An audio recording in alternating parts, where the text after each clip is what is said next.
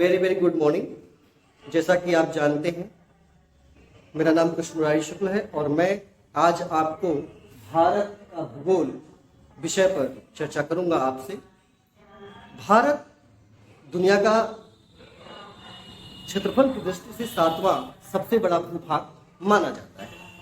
क्या जो पुरातन भारत रहा है और नवीन भारत रहा है, क्या दोनों में अंतर है?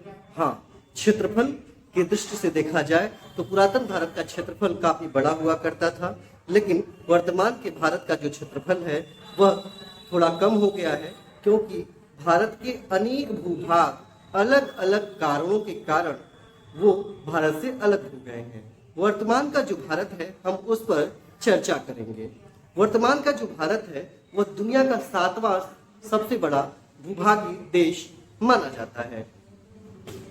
भारत का जो मुख्य भूमि का अक्षांशी और देशांतरीय सीमा है हम उस पर चर्चा करेंगे। जैसा कि यहाँ पर आपको बताया गया है कि भारत भूमि का जो नॉर्थ यानी कि उत्तरी अक्षांशीय सीमा है वो 8 यानी कि 8 degree 494 minute and 37 degree 6 minute उत्तरी अक्षांश में स्थित है भारत, और साथ ही साथ 68 degree 7 minute and 97 degree 25 minute east देशांतर में भारत स्थित है।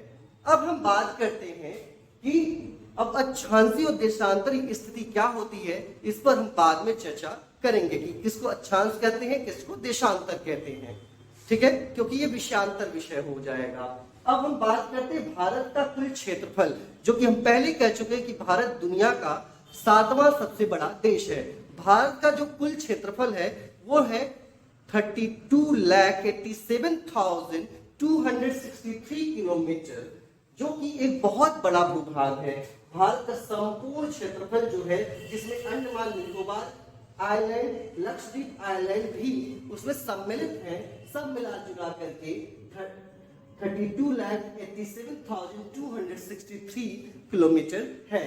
अब भारत का हम देखते हैं कि क्योंकि भारत जो है, हम आमतौर पर भारत को उपमहाद्वीप भी कहते हैं, भारतीय उपमहाद्वीप के नाम से भी भारत को जाना जाता है, जबकि भारत के नॉर्थ में चाइना और भारत के वेस्ट में अरब को भी एक प्रायद्वीप के नाम से जाना जाता है। अब हम बात करते हैं भारत की तटीय सीमा यानी कोस्टल रेंज की। भारत की कोस्टल रेंज काफी बड़ा है, शायद इसीलिए भारत को एक उपमहाद्वीप के भी नाम से जाना जाता है। जैसे कि भारत का गुजरात एक ऐसा राज्य है भारत का जो कि सबसे बड़ा, सबसे ज्यादा उसका जो क्षेत्र है, उसका जो तटीय सीमा है वो सबसे अधिक है। यानी कि तटीय सीमा के मामले में, तटीय सीमा के अगर दृष्टि से देखा जाए, तटीय सीमा की दृष्टि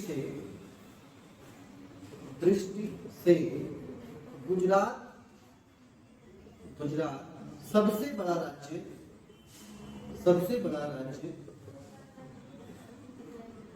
राज्य है, जो कि अरब सागर में स्थित है। तो हम गुजरात से लेकर के और भारत के दक्षिण भाग, जो कि ये दक्षिण भाग आपका इंडियन ओशन में पड़ता है, और हम वहां से जब आगे चलते हैं बे ऑफ बंगाल, बंगाल की खाड़ी, जिसको हम गंगा सागर के नाम से भी जानते हैं, बंगाल तक जो कुल क्षेत्रफल है वो 7,516.5 किलोमीटर दर्ज किया गया है। अब हम बात करते हैं भारत के जो पड़ोसी राज्य हैं उनकी। पड़ोसी राज्य और राष्ट्र में थोड़ा अंतर है। जैसे कि हम भारत के जो पड़ोसी राज्य हैं, नेपाल, भूटान, बांग्लादेश,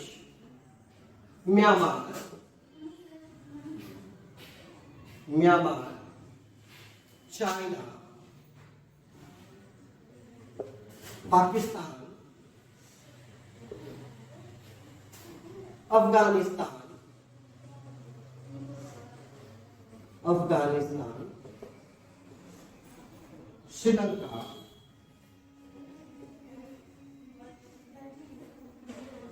ये प्रमुख रूप से भारत के वो राज्य हैं जिनकी सीमा भारत से एक दूसरे के साथ टकराती है, यानी कि भारत की सीमा मिलने वाले जितने भी राज्य हैं जिनकी सीमा भारत से मिली हुई है, श्रीलंका को छोड़ दें क्योंकि श्रीलंका की सीमा भारत से नहीं मिली हुई है, वो सामुद्रिक रूप से मिली हुई है, वो भूमिगत रूप से नहीं मिली हुई है। भूमि रूप से अगर भारत की सीमा अगर किसी से मिलती है तो पाकिस्तान, अफगानिस्तान, चाइना, नेपाल, भूटान, म्यांमार और बांग्लादेश। हम तिब्बत को भी भारत का पड़ोसी राज्य मानते तो हैं, लेकिन वो वर्तमान परिप्रेक्ष्य में वो चाइना का उपनिवेश है। तिब्बत एक उपनिवेशी राज्य है। अब हम बात करते हैं भारत के आइलैंड्स की, जिसमें अंडमान एंड निकोबार भारत का सबसे बड़ा आइलैंड है। भारत का जो कि भारत के साउथ ईस्ट में ये दिखाई पड़ता है। भारत के और दूसरा है लक्षद्वीप आइलैंड जो कि भारत के वेस्ट साउथ में है। अंडमान और निकोबार का जो कैपिटल रेंज है उसको हम इंदिरा पॉइंट के नाम से जानते हैं। जैसे कि इंदिरा पॉइंट को हम पहले दूसरे नाम से भी जाना करते थे।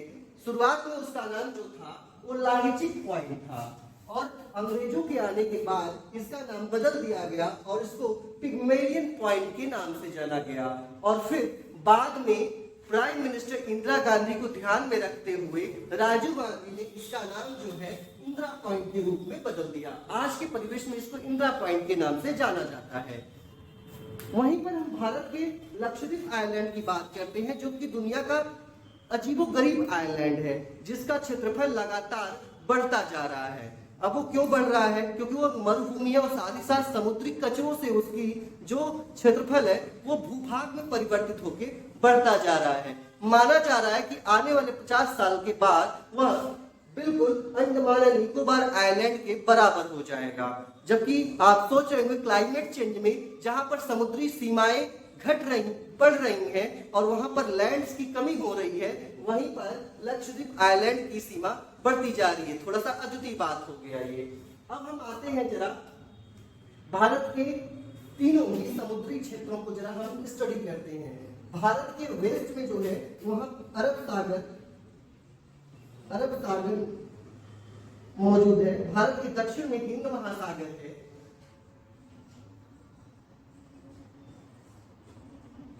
और भारत के ईस्ट में जो है बंगाल की खाड़ी, जिसको हम बे ऑफ बंगाल के भी नाम से जानते हैं, बंगाल की खाड़ी, इसको बंगाल की खाड़ी के रूप में जाना जाता है, लेकिन इसका वास्तविक जो नाम है वो गंगा सागर है।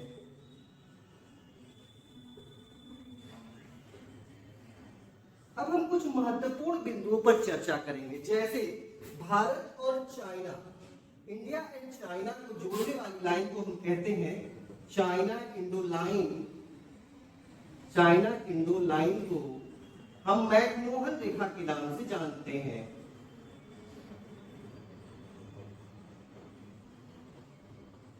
और वहीं पर पाकिस्तान और इंडिया को जोड़ने वाली लाइन को, इंडो पाक लाइन को,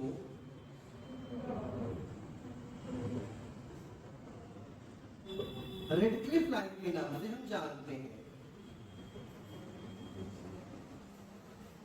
और साथ ही साथ अफगानिस्तान और इंडिया को जोड़ने वाली लाइन को, इंडो अफगान लाइन को हम डूरंड रेखा के नाम से जानते हैं। यानी कि अगर एग्जाम में ये सभी प्रश्न आते हैं, जैसे कि इंडो अफगान लाइन डूरंड रेखा, इंडो पाक लाइन रेडक्लिफ रेखा, इंडो चाइना लाइन मैकमोहन रेखा, भारत के वे राज्य या वे पड़ोसी देश जिनका सीमा भारत से टच होता है, जैसे पाकिस्तान, अफगानिस्तान, चाइना, नेपाल, भूटान, बांग्लादेश और म्यांमार है। साथ ही साथ सामुद्रिक रूप से भारत का कौन सा देश है जो भारत के सीमा से मिलता है, वो है आपका श्रीलंका। अब हम बात करते हैं जरा सामुद्रिक रूप से बांग्लादेश भी मिलता है भारत का, ये भी हम जानेंगे, लेकिन उसको लैंड से भी मिलता है, ये हमें पता होना चाहिए। अब आने वाले वीडियो में हम भारत का एक सामान्य परिचय इंटरनल वे पर पढ़ेंगे। तब तक के लिए धन्यवाद।